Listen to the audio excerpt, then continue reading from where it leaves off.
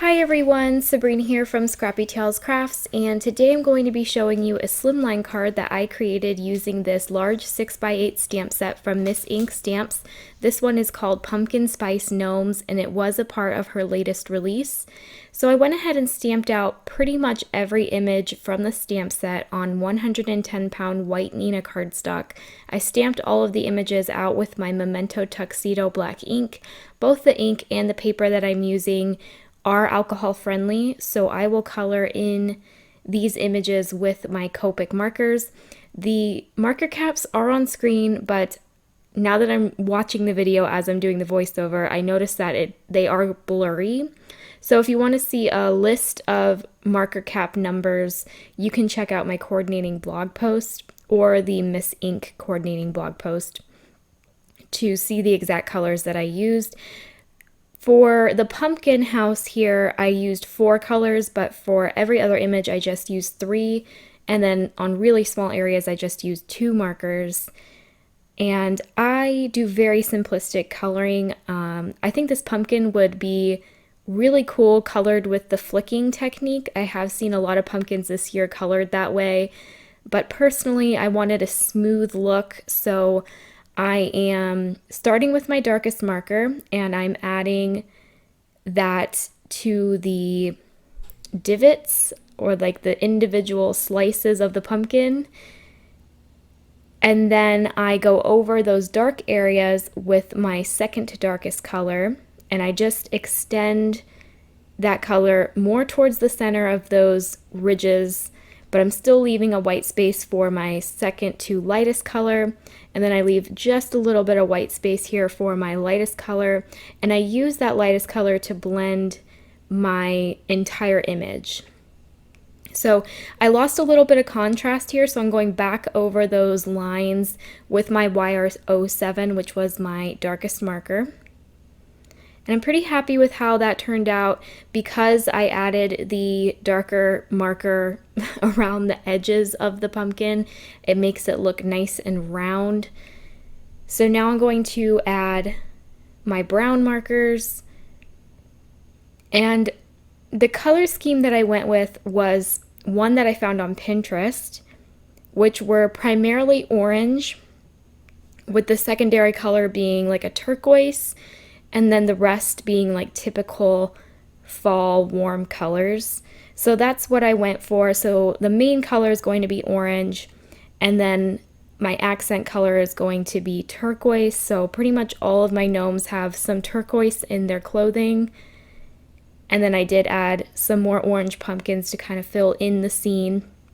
And then the rest of the colors I use pretty minimally, but they are pretty colorful, so it is really pleasing to the eye. I'm really happy with how the coloring turned out. I find that the most difficult part for me when it comes to scene building cards is figuring out the color scheme. So I would recommend something that has helped me a lot is learning the basics of color theory. So basically knowing what colors go well together, basic hue and saturation. You don't typically want to have very saturated colors all in one area. You kind of want to have different tones all around the scene and not just in one specific spot. So that has kind of helped me. And then color palettes on Pinterest are extremely helpful. Like I said, I would not have really thought of turquoise and orange being a pretty fall color scheme, but it really is. And going to Pinterest will give you other color palettes that you would not have thought of, because for me personally, when I think of fall, I think of very warm, rich colors like brown and orange and yellow and red, but adding the pops of blue and the bright yellow really helps to brighten up the card and make it look different from a typical fall card. So I would definitely recommend Pinterest for not only card inspiration, but definitely color palette inspiration.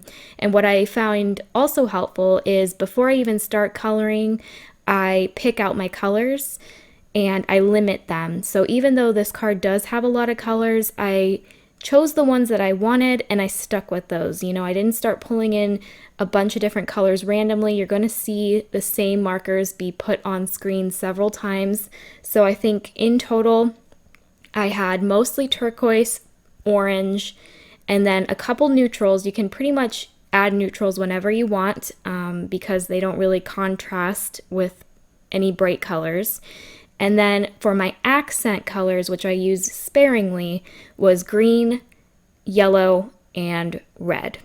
And those three colors I used very sparingly. The red I only added to the mushrooms, and then for certain parts of their outfits just to add another pop of color.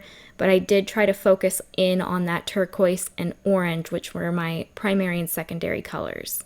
So it all goes back to color theory. However, there's really no right or wrong way to color anything, you know. It's all about learning, and I for sure, when I started working with copics, did not care how I arranged my colors, you know. It's just something that as you practice and want to improve on, it's something that might take an interest to you, and it definitely has for me in the past couple months.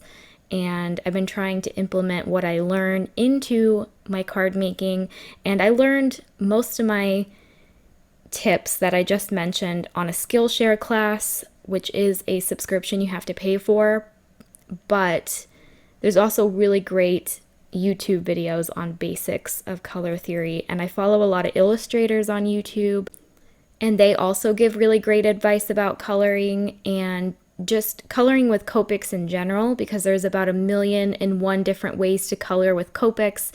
I know one that's very popular is starting with their lightest marker and moving to the darkest, because some people are heavy-handed with their darkest marker. So I think it's all about personal preference. I've tried them all, and I'm ultimately most comfortable with starting with my darkest marker and moving to my lightest. But it is different for everyone, and yeah. So I think I gave you guys some advice in today's video, but I have been getting some requests to show my coloring with music in the background. So for the rest of the coloring, I'm going to go ahead and do that, just because the coloring took up 14 minutes of this video, which I think is like a 17 or 18-minute video. So I will come back when I start to assemble the card. Otherwise, let me know in the comments if you guys prefer a voiceover throughout the entire coloring or a voiceover / music in the background. Also, let me know if you would be interested in seeing a real-time coloring video where I explain the process in depth and go over each individual part of the stamp and how I color it, because I have been getting a couple requests to do that. I just know that there's so many videos on YouTube showing, you know, really great copic coloring tutorials, and something I struggle with is explaining how I color. So I would definitely try my best, because I, you know, do see the value in doing a real-time video, but I want to have enough people to be interested in it. So just let me know if that's something you would watch or, you know, you would not. But yeah, I'm going to go ahead and let you guys watch the coloring. I'll put some nice calming music in the background. And I will be back once all of these stamped images are colored and die cut.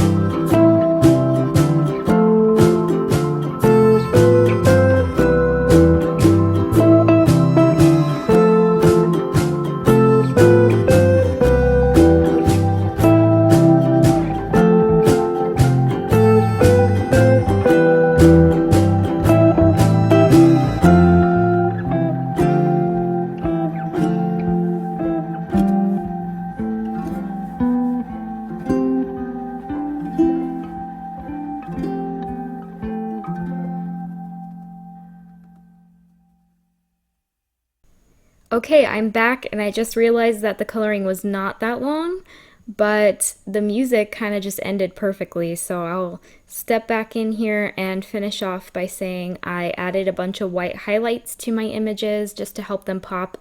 I don't typically use a white gel pen with my coloring. I was just feeling like using the gel pen today. So we can go ahead and start the slimline scene now. And I'm going to start by ink blending this Simon Says Stamp Cloud Stencil onto a white stitched slimline rectangle by Trinity Stamps. And the ink that I'm using is Broken China, and I believe this is Distress Oxide ink, and I'm using a blender brush here to apply it. And then I die cut a grass border, also by Trinity Stamps, from green cardstock, and I'll just add that to the bottom of the card. You can ink blend your grass if you want to, but I knew the majority of this was going to be covered by my die cut images, so I didn't worry too much about it. So here are all of my images, and I'm just going to arrange them onto this slimline. I'm making sure to add some gnomes further back, some in the forefront, so that it is not just a straight line and it's more interesting. And here are those leaves that were included in the stamp set. They're really small, and those little mushrooms which I added as fillers on the ground. These are the stamps that get ignored typically, but I like to use them pretty much as embellishments on my cards. So I'm going to glue down the items that are flat now with my art glitter glue. I did pop up that one gnome next to the pumpkin, and then I will pop up the two mushrooms in front of the female gnome. And these stamps are just darling. I love how each gnome kind of has a task, and they're clearly working on maybe building this house here. I don't know, but it's just a really cute set, and I have way too many gnomes at this point. I am curious to know if the gnome trend is going to last through next year or not, and what the next trend is going to be. That's something I always think about, not just with card making, but home decor, clothing. It just seems like the trend coincides with a lot of different industries. Like, gnomes are not just in card making right now. I see them at Home Goods and Pottery Barn. They're just like all the craze right now. So I'm wondering if they're going to make it to next year or not. Because at this point, I think I have too many gnomes, and I don't know if I could possibly add more. But then more come, and I end up buying them. So, all right, I did pop up the images with my U-line foam tape. And now I'm just going to adhere those little leaves. I did not add a sentiment, so it can really go for any occasion. But I do love that this is still fall themed. It still has nice, warm fall colors, but it's still nice and vibrant, so it's not your typical color scheme. I decided to tuck in these little rocks underneath my green hat gnome. And that is going to complete this card. I used pretty much every image from the stamp set apart from one gnome and the tall mushrooms, which I do want to showcase in a video in October, so I definitely want to use this stamp set again. I was very inspired by it. I think that little pumpkin house can work for a lot of different stamps, like critters or fairies. I definitely can see myself using that pumpkin house on a lot of different cards. So I hope I gave you guys some inspiration. If you haven't yet already, please subscribe to my channel. Otherwise, I will see you next time. Bye!